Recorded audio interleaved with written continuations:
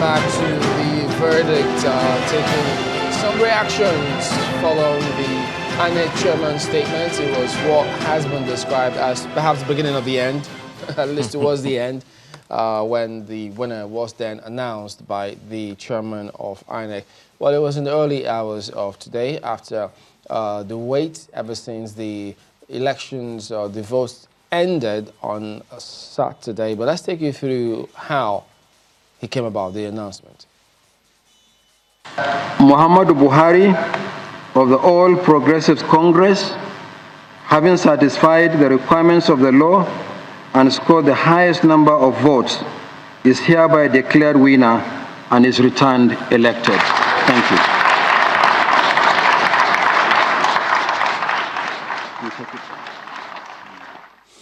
So that is considered to be the big announcement in context of the wait that greeted the elections.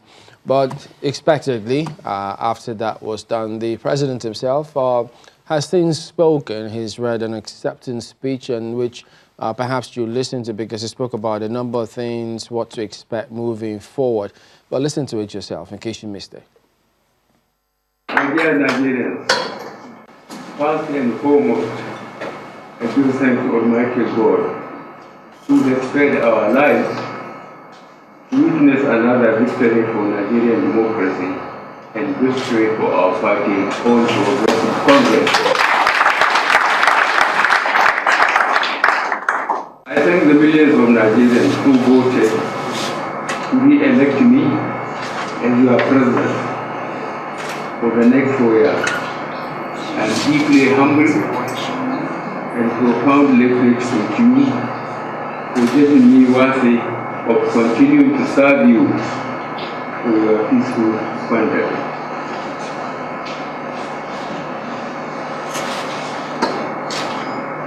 In particular, I would like to thank Aswadi Bola Ahmed for his masterful leadership as co-chair of the campaign council. I would like to also thank the party chairman, Adam Ashomole, the Director General of the campaign council, Rotimi Amici, all the presidential campaign council and other various support groups. My grateful thanks to all those who contributed to the logistical expenses of the campaign in such a vast country like Nigeria. I also thank the millions of volunteers, self-appointed overseers, canvassers, agents, escorts, and sentries who sacrifice so much of their time and resources to ensure the success of these elections.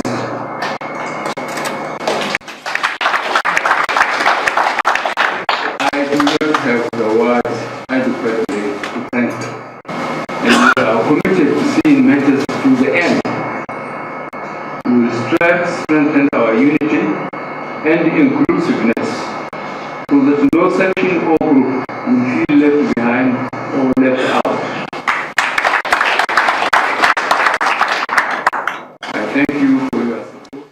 Well, you know, thereafter, there were those who called on the PDP presidential candidate to call the president, reach out to him and congratulate him. But now, not long ago, he released a statement. And let me read some part of it. He says, quote, "If I had lost in a free and fair election, I would have called the victor within seconds of being aware of his victory to offer not just my congratulations, but my services to help unite Nigeria by being a bridge between the North and the South. However, in my democratic struggles for the past 3 decades, I have never seen our democracy so debased as it was on Saturday, February 23, 2019. 2007 was a challenge, but President Yaradua was remorseful. In 2019, it is sad to see those who trampled on democracy thumping their noses down on the Nigerian people. Consequently, I hereby reject the result of February 23, 2019 sham election and will be challenging it in court. I want to assure my supporters and the entire Nigerian people that together we will not allow democracy to be emasculated. I hope and pray Nigerians will someday summon the courage to defend democracy.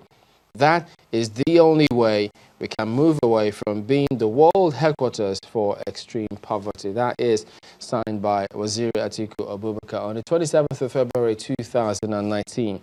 So joining us now to weigh in on what is playing out, we've got here in our studio Dr. Omolola Omotosho, who is the chair, Solidarity Action Network. Thank you for joining us again today. It's a pleasure to be here. And in our studios in Abuja, we've got Samson Itodo, Executive Director, Yaga Africa. Samson, thank you for joining us again today. Well, Samson, we'll see that Yaga Africa has released a statement comprising of different things here. We see recommendations, you talk about the cancelled ballot, you talk about a lot of things. Now, let's start from your impression. Perhaps you could also link it to this, of what your impressions are on the just concluded elections.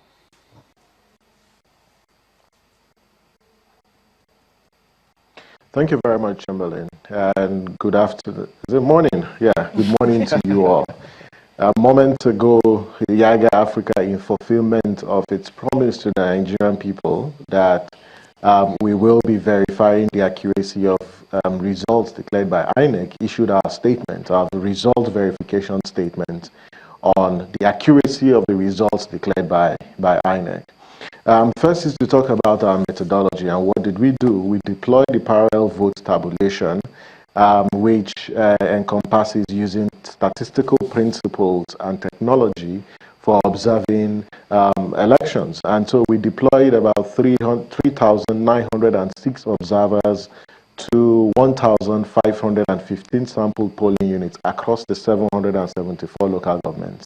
And on Saturday, these observers were in the sample polling units and they collected data on the process as well as the results. And because our sample is a representative of the whole, we were able to collect data that put us in a position to verify the accuracy of INEC's results. By Saturday evening, Yaga Africa already knew who had won this election. And the following day, we issued a statement to say that the winner of this election will not get more than 55% of the vote. We also said the voter turnout rate was very, very low compared to 2015, and it was going to be pegged at about 37.5% with a margin of error of plus or minus 1.6%. Today we were monitoring the process and the collation process up till this morning when the result was declared, and I do have our reports here, and I would say that the results declared by INEC are very, very consistent with our estimates, meaning what INEC declared is a reflection of the votes that were casted at the polling unit, because the PVT leverages on polling unit results. And so because we use polling unit results, we are able to assess the accuracy. However, you know that at the collation centers, there were sort of cancellations. And if you look at INEC's official figure, the APC candidate got about 55.6%. And then our projection in our estimate was 52.9% with a margin of error of plus or minus 2.9%. For the PDP candidate, according to the official results by INEC, got about 41.2%, and our projected estimate was 41.1%, still with a margin of error of plus or minus 2.9%. Now, these estimates are based on a confidence level of 99%. And so the results declared by INEC, as far as the PVT is concerned, are very, very consistent with the PVT estimates that we shared. If you look at the voter turnout as well, the INEC voter turnout was at about 35.7%, which was within our own margin of error. But we raised some issues in relation to cancellation, and which was very, very interesting. And we're very, very clear, because only the PVT can actually verify the accuracy of the results. We looked at cancellations, and we said that the overall percentage of cancellation in this election was about 3.3% of the total number of registered voters. And one of the things that we flagged, which was very, very disturbing, that if you look at states like Rivers recorded about 22.7%. This I'm talking about cancellations now. Nasarawa was 9.5%. Akwa Ibom was 8.5%. Cross River was 8.0%. And we think INEC has and it's our considered opinion that INEC has got to explain why these cancellations. One of the interesting things we found out from our PVT figures was the results from Nasarawa State. And we have raised questions on the results from Nasarawa State. Because according to our PVT estimates, before cancellation, the PDP had majority of votes based on the results from the polling units which we gathered. But when at the collation level, when the results were cancelled, you discover that the votes were now equally shared between the parties, both APC and PDP. Again, there are also issues in Rivers. And so for us, there are procedural issues that need to be considered. However, these results declared by INEC today are consistent with the PVT. But we can't talk about the result if we don't talk about the process. And that is why we had issued a process statement assessing the conduct of these elections from the setup. And we were very, very clear that this election that was conducted, the presidential and the National Assembly election, leaves so much to be desired in relation to logistics management.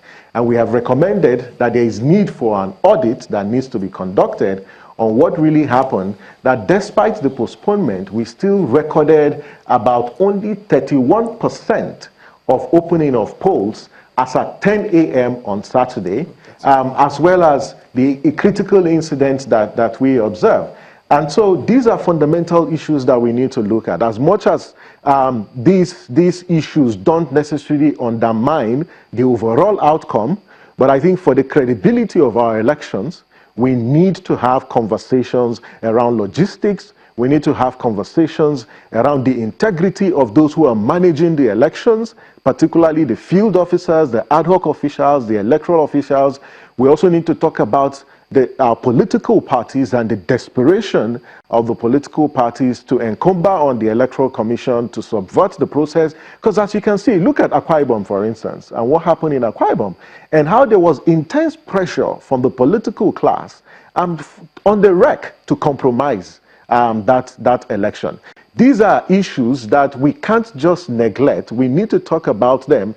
But then, look at the process. Let's look at the collation. As much as PVT collected data from the polling units, but what about the collation? What we observed was the fact that in some states, they bypassed the ward collation centers and went straight to the local government collation centers. And this is in contravention of the guidelines issued by INEC.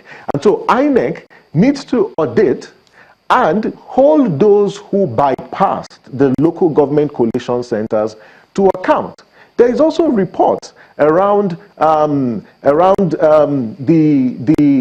violence and then security and the role of our security agencies. The issue is, we've got this election has come and it has gone. We've seen the outcome. However, there are issues that we need to talk about as we build towards Saturday as well as 2023. But one of our recommendations to the Electoral Commission this morning was INEC needs to sustain its daily briefing ahead of the governorship elections. We need to be sure that in 29 states where we will have governorship elections and in all the 991 state constituency elections, logistics management will be handled properly. We won't have late opening of polls. We won't have issues around the cancellations, which I think are a very, very fundamental issue that we shouldn't relegate. We need to talk about these cancellations because it is evident to us that some of the cancellations, particularly in Nasarawa State, was suppressing the votes of parties, and that's unacceptable. All right, Samson, quite a number of things here. I mean, last time out, yes, you did say that according to the PVT, which you had deployed as at 10 a.m., initially I thought it was 41%, but now you say 31% of polls hadn't opened as at 10. And then the direct resultant effect of that is If they don't open on time, yes, you're right.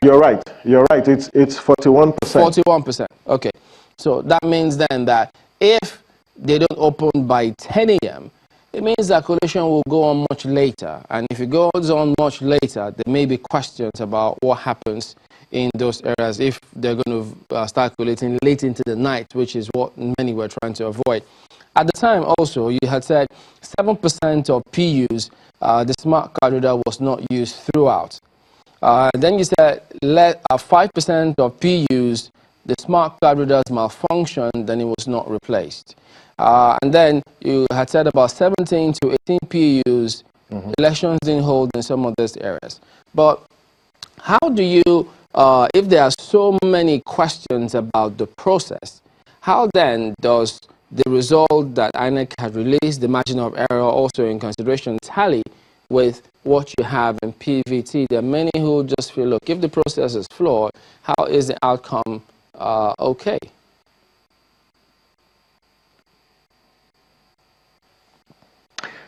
Thank you, and that's a very fantastic question. First is to look at what the guidelines says about this incident or these circumstances. And the guidelines is very, very clear that where there's resistance to the use of the card readers, the presiding officer would enter 0 vote for that particular polling station. And so for the 5% of polling stations where the card readers, or the 7% where the card readers were not used, it means it was 0 votes that was actually entered in those particular polling stations. If you look at our process data, it was very, very clear that in over 98% of polling stations where card readers were deployed, the card readers were used to verify the PVCs. However, in 1% of polling stations, we observed that people were still able to vote without accrediting with the card reader, or in some cases, those who didn't even have PVCs. Now, in the management of elections, there is the principle of whether these incidences are substantial enough to impact on the overall outcome. And as you can see from our data, these are not just isolated cases, but they do not have the impact that it would have had if they were widespread. And so looking at the trends, these incidents were not substantial enough to impact on the outcome of the elections. And that's what we've also said for the result as well, that despite the cancellations in Nasarawa State, it does not impact on the overall outcome between the margin of lead between the APC candidate and the PDP candidate. That even if those cancellations were not made, it wouldn't affect the overall outcome of the elections. And so, yes, we highlighted these issues as part of the process issues, but they don't impact on the overall outcome of the elections because they were not widespread, as the case may be. If they were about 40% or 50%, then we would have had a problem. Then at PVT, we cannot verify the outcome of the elections because you can't verify an outcome if the process itself is compromised. But it's our considered opinion that based on the data that we received from our sampled polling units, with a confidence level of 99%, we believe that the process went well in a substantial number of polling units. And it's on the strength of that we're verifying the results that came from those polling units as a representation of the whole. And that is why it is possible that the results declared by INEC was consistent with our estimate. If it had gotten out of our margin of error, then we would have detected that there was some measure of fraud. All right, we'll come back to this in just a moment, so don't go away.